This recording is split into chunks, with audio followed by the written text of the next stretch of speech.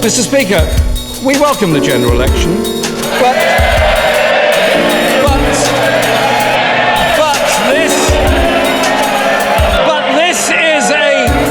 this is a Prime Minister who promised there wouldn't be one.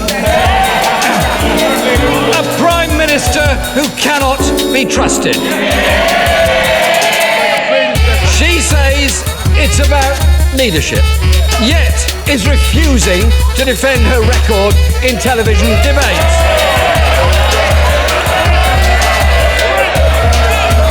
And it's not hard to see why. The Prime Minister says we have a stronger economy. Yet she can't explain why people's wages are lower today than they were 10 years ago, or why more households are in debt, 6 million people earning less than the living wage, child poverty is up, pensioner poverty is up. So why are so many people getting poorer? Well, I can assure the Right Honourable Gentleman, first of all, I would point out to the Right Honourable Gentleman that I have been answering his questions and debating these matters every Wednesday that Parliament has been sitting since I became Prime Minister. And I will be taking out to the country in this campaign a proud record of a Conservative government.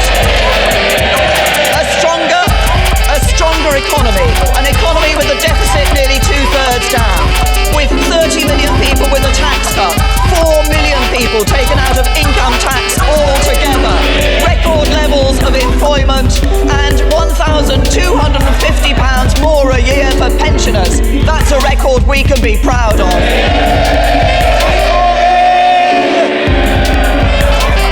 Mr. Speaker, if she's so proud of a record, why won't she debate it?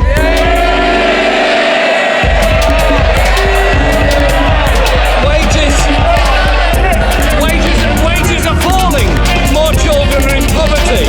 And the last Tory manifesto, page 28, said, we will work to eliminate child poverty. They only eliminated the child poverty targets, not child poverty.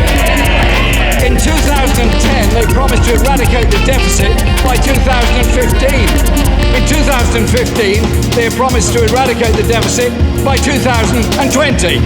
Austerity has failed. So does the Prime Minister know which year the deficit will now be eradicated? The Right Honourable Gentleman, I know it's taken the Right Honourable Gentleman a little time to get the hang of these Prime Minister's questions, but I have to say to him that week in and week out, he stands up and asks me questions, and I respond to those questions. And what with a stronger... Order! The Leader of the Opposition must be heard, and the Prime Minister must be heard. The Prime Minister. A stronger economy with the deficit 2/3 down, but people will have a real choice in this election.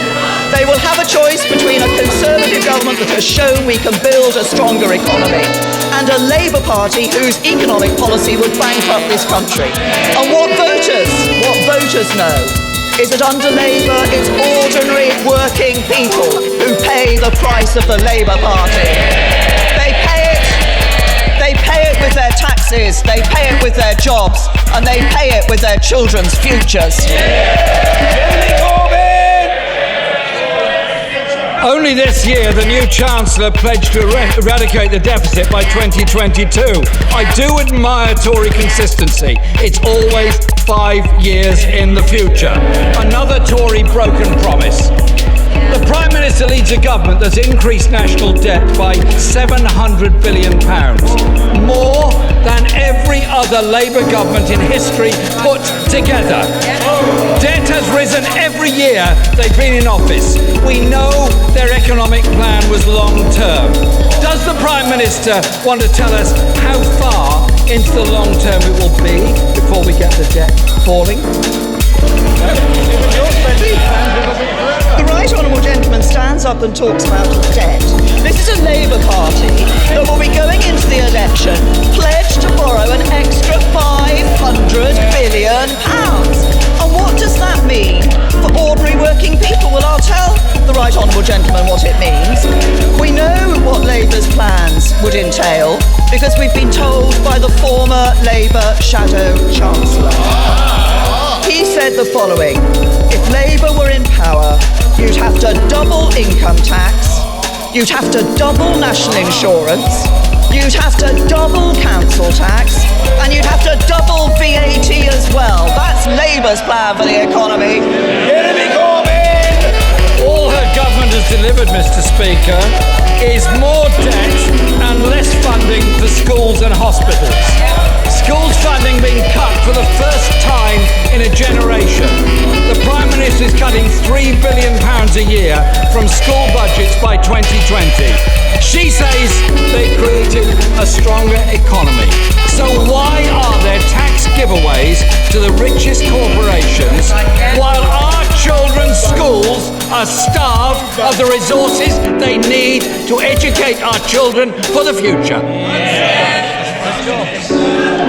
He talks about levels of funding into schools in the NHS. There are record levels of funding going into schools and record levels of funding going into the NHS.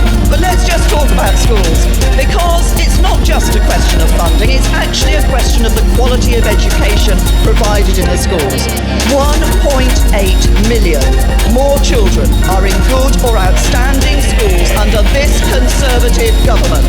That's 1.8 million more children with a better chance for their futures. What would Labour give us? The same old, one-size-fits-all, local authority-run schools. No choice, good or bad, trust your luck. We don't trust to luck, and we won't trust the Labour Party. We'll provide a good school place for every child. Jeremy Corbyn! Parents taking their children back to school for the summer term, many will receive a letter from the school begging for funds to buy books and fund the school. The Conservative manifesto promised the amount of money following your child into school will be protected. It isn't. It's another Tory broken promise. For the first time in its history, Mr. Speaker, NHS funding per pupil, per patient will fall this year. The NHS has been put into an all-year-round crisis by this government. Why are more people waiting in pain and millions of elderly people not getting the care and the dignity that they deserve? Well, I'm proud of the record we have on the NHS. We see more doctors, more nurses, more midwives, more GPs, more people being treated in our National Health Service last year than ever before, and record levels of funding going into our National Health Service. You only can do that with a strong economy. What do we know we'd get from the Labour Party? Bankruptcy and chaos. Jeremy Corbyn! Mr. Speaker, that's a very good reason why we should have a debate about it. That is another Tory broken promise.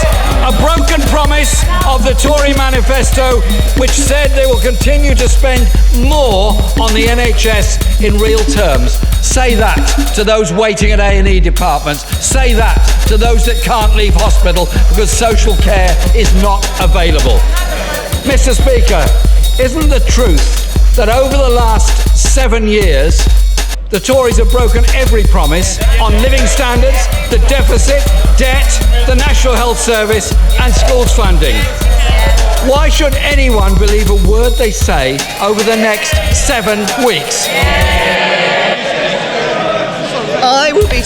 I can assure the right honourable gentleman that I will be out campaigning and taking to voters the message of the record of this Conservative government, but crucially of our plans to make Brexit a success and to build a stronger Britain for the future.